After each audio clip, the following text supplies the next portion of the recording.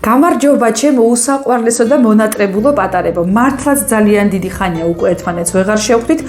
სიმართლე გითხრათ, რაღაც ძალიან ბევრი საქმე წამოვიკიდე ამ ბოლო დროს და ვეღარ მოვახციე თქვენამდე. მაგრამ აი დღეს შევხვდით ერთმანეთს, ნახოთ ერთი რომელი ზღაპარი აგვირჩია დღეს ჩვენმა ჯადოსნურმა საზღაპრეთმა. მელაკუდა და ოფოფი.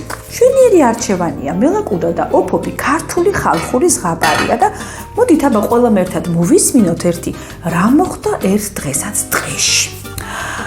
იყო და არა იყო რა, იყო ერთი ძალიან ძლიერი და გაიწვერა მელაკუდა. დღე და ღამ იმაზე ფიქრობდა, რა საკბილო მოეძებნა დღეში და რისთვის გამოეკრა თავისი კლანჭები. ზოგჯერ ისეც ხდებოდა ხოლმე, რომ საერთოდაც მშიერი იძინებდა, თუ ვერაფერს მოინადირებდა. ერთ დღესაც ერთი ძალიან მზაკვრული გეგმა შეიმუშავა და გზას გაუდგა. მიდის ჩვენი მელაკუდა და გზად შეხვდა ერთი მამალი. გამარჯობა მამალო, საით გაგიწევიაო? შეეკითხა მელაკუდა. ცუდადაა ჩემი საქმე, უთხრა მამალმა. ძალიან დაუბერდი და ჩემმა პატრონმა გადაწყვიტა რომ დამკლას. თავი უნდა წამაცალოსო. ამიტომ სხვა რაღა დამრჩენია, სადმე უნდა გავიქცე და თავს უშველო. შენ კი საით მიდიხარო? კითხა მელაკუდას. მე უცხო ქვეყანაში მივდივარ ბედის საძიებლად და შემეძლია შენც დაგიმგზავრო, უპასუხა ძვიერმა მელაკუდამ. გაუხარდა მამალს ეს რა კარგი აზრია, მაშინ მოდი დავმეგობრდეთო. აი ასე დამეგობრდნენ და ერთად გაუდგნენ გზას. მიდიან მამალი და მელაკუდა და გზად შემოხვდათ ბატი. ესე ბატივით მოდიოდა მოწყენილი გზაზე.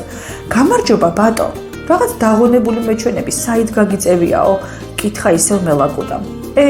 სადმე უნდა წავიდე და თავს უშველო. ჩემმა პატრონმა გადაწყვიტა რომ დაუბერდი და თავი უნდა წამაცალოსო.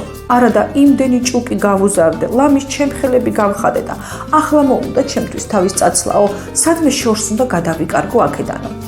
რა კარგ დროს შეგხვდითო? უთხრა მელაკუდა. მოდი შენც დაგვიმეგობრდი და ჩვენთან ერთად უცხო ქვეყანაში წამოდი ბედის საძიებლათო.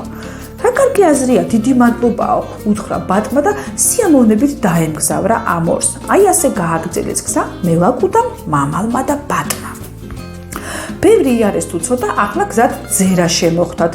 მასაც იგივე შესთავაზეს და ისიც დაიმეგობრეს. ახლა უკვე 4-ვე ერთად გაუყვა გზას. ცოტა ხანში კიდევ ოფოფით შემოხვდათ, ახლა ისიც დაიმგზავრეს და აი ასე მელაკუდა მოხვებოდა მთელ თავის ამალას მამალი, ბატი, ძერა და ოფოფი. ახლა წამოვყივით და მე თქვენ უცხო ქვეყანაში წაგიყვანთო. შემდეგ ძალიან მიხვეულ-მოხვეული გზებით ატარადო, დაებნია როგორმე ეს ფრინველები. ხან აქედან შემოუარა, ხან იქიდან შემოუარა, ხან გზა დააგრძელა, უცხო გზებზე ატარა და აი ასე მოტყუებით თავის სოროსთან მიიყვანა. კეთილი იყოს თქვენი მობრძანება უცხო ქვეყანაშიო, უთხრა და აი ასე შეუძღვა ყველას თავის სოროში. როგორც კი ეს 4-ვე ფრინველი თავის სოროში დაიგულა, აი ასე გადადგა მელაკუდა თავის სოროდან გასასვლელ კარში და მამლით დაიწყო. მოდი შენ აქ მამალო, მამალიც მოვიდა. ერთი მითხარი ყოველ დილას უთენია ყივილს რო იწყებდა, ნორმალურად დაძინების საშუალებას რომ არ მაძლევს, ეგ რას აქციელია, ვინ მოგცა ამის უფლებაო, ახლა მე შენ მაგისთვის თავს წაგაწყვეტო, უთხრა მელაკუდამ და ასეც მოიქცა. 2 წუთში შეჭამა მამალი. შემდეგ ბატი გამოიძახა, ერთი შენც მოდი ჩემთანო, ბატიც გამოვიდა ბატი დასიკოსავით. ერთი მითხარი ყოველ დილას და მე მთელი დღის განმავლობაში სულ რომ ყიყინებ და ყიყინებ, შენი ყიყინის მოსმენა ასე ძალიან სიამოვნებსო, ნორმალურად მოსვენების საშუალებას არავის რომ არ აძლევს სოფელშიო, ახლა მე შენ მაგის გულისთვის თავს წაგაწყვეტო და ასეც მოიქცა. ეს ჩვენი თოვლივით ფითქინა ბატი 2 წუთში გადასანსლა. შემდეგ ჯერი ძერაზე მიდგა. შენც მობრძანდი აქეთო, ასე რომ დაფრინავ და ამ საწყალ კრუხებს ამდენ ციცილას რომ პარავ. მაგის უფლება ვინ მოგცაო? თან მეც აღარ მიტოვებ საკბილოს არაფერსო. მაგის გულისთვის ახლა მე შენ გადაგსანსლავო. მასაც ასე წააწყვიტა თავი და 2 წამში შეჭამა. ჯერი დადგა ოფოფზე. და ვიდრე მელაკუდა ოფოფისთვის მოიფიქრებდა რამე პრეტენზიას და სასჯელს, აქ ოფოფმა დაასწრო, ჭკუაში აჯობა და უთხრა. მელაკუდა, ახლა შენ მე რომ უცებ თავი წამაწვიტო და ასე უცებ შემჭამო, ცოტა ხანში ხომ ისევ მოგშივდებაო. ეს შენი მოწყენილი ცხოვრება ისე გაგრძელდებაო. ამიტომ მე შენთვის უკეთესი შემოთავაზება მაქვსო. დაფიქრდა მელაკუდა, განა რა უნდა შემომთავაზო ასეთიო. მე შემიძლია შენ გემრიელად გასადილო. შემდეგ შემიძლია ძალიან ბევრი გაცინო და გახარხარო და ბოლოს შემიძლია ბევრიც გარბენინო, იმიტომ რომ გემრიელად რომ ისადილებ იმ ყველაფერს მონელება ხომ უნდაო. დაფიქრდა მელაკუდა, რაღაც კარგი აზრიაო. კარგი ხანია გემრიელად არ მისადილიაო. საერთოდ ბოლოს როდის ვიცინი არც მახსოვსო და ცოტა ჯანმრთელობას რომ მივხედო არცე გარმაწყენსო და დასთანხმდა ოფობს. მაშინ წამომყევიო, უთხრა ოფობმა. შარა გზაზე გავიდნენ და ოფობმა უთხრა, შენ აქ დამელოდე და ცოტა ხანში წინ გემრიელი სადილი დაგვხდებაო. მართლაც გზად მოდიოდა ერთი მოხუცი ქალბატონი, რომელსაც აი ასე ქოთნით ცხელცხელი სადილი მიქონდა თავის ქმართან ყანაში. ოფობი გზაზე წინ დაუჯდა მოხუც ქალბატონს, გაეპრანჭარითით შეეძლო და აი ასე იგოგმანა მის წინ. ისე ძალიან მოეწონა მოხუც ქალბატონს ოფობი, იფიქრა ახლა ამას დავიჭერ და ჩემს შვილიშვილებს წავუყვან და ძალიან გავახარებო. ცხელი სადილი სავსე ქოთანი გზაზე დადგა და თვითონ კი ოფობს გაეკიდა. ოფობიც ასე ნელ-ნელა დახტოდა მის წინ და ეს ქალი კარგა მოშორებით გაიტყუა. ამასობაში ჩვენმა ცფიერმა მელაკუდამ დრო იხელთა და ეს ცხელცხელი სადილი ისე გემრიელად შესანსლა, რომ სიამოვნებისგან ლამისკუნესოდა.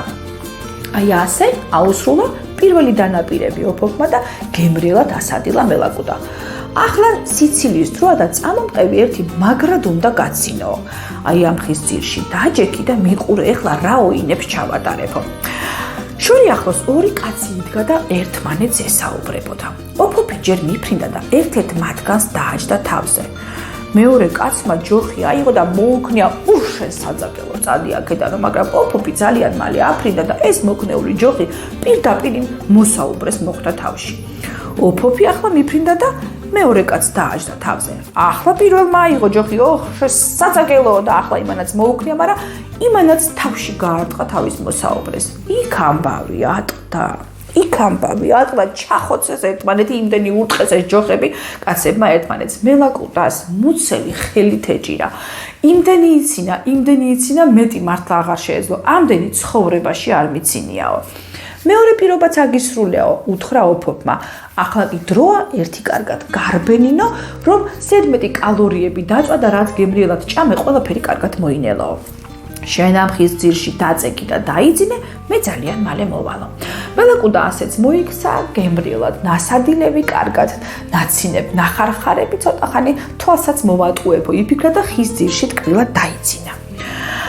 ოფობმა იცოდა, რომ შორი ახლოს მონადირეები ნადირობდნენ და თავის მწევრებთან ერთად იყვნენ. მივიდა ერთ-ერთ მონადირესთან და უთხრა, ჩუმად თუ წამომყვებით, ისეთ რამეს მოინადირებთ, კარგა ხანია ხელში რომ აღარ ჩაგვარდნიათო. მართლაც მონადირეები თავის მწევრებით გამოყვნენ ოფობს ჩუმად, დაადგნენ თავზე მძინარე მელაკუდას და მელაკუდამ რო თვალები გაახილა და ეს ამდენი მონადირე სანადირო თოფებით მომარჯვებული და ეს ამდენი მონადირე ძაღლი რომ დაინახა, გული გაუსკდა, წამოხტა და გიშით გავარდა.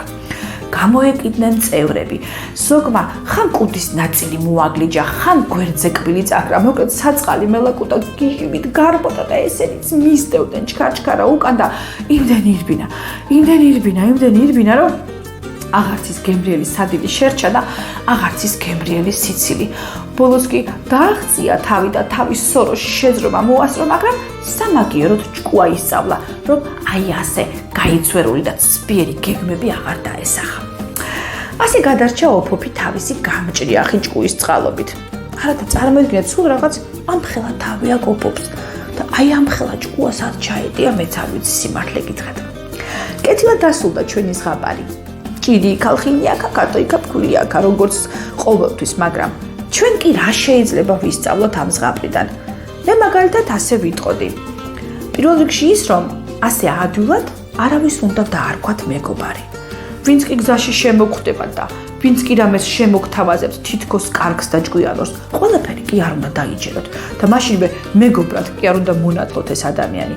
მეგობარს წლობით გამოცდა ჭირდება, ჩემო კარგებო. აი ასე წლებით გამოცდილი მეგობრობა არის ყველაზე საიმედო. მე კი გირჩევთ, რომ თქვენი ცხოვრების გზაზე მხოლოდ ძალიან სანდო, საიმედო, ერთგული და თავდადებული მეგობრები შეხვედროთ, ჩემო საყვარელო პატარებო. ახლა უნდა დაგემშვიდობოთ, პირობას გააძლევთ, რომ ასე დიდი ხნით აღარ დავიკარგები. თქვენ რომ იცოდეთ, თქვენზე მეტად მე მენატრება ხოლმე თქვენთან შეხვედრა. აბა ბედნიერ დღეს გისურვებთ და მომავალ შეხვედრამდე.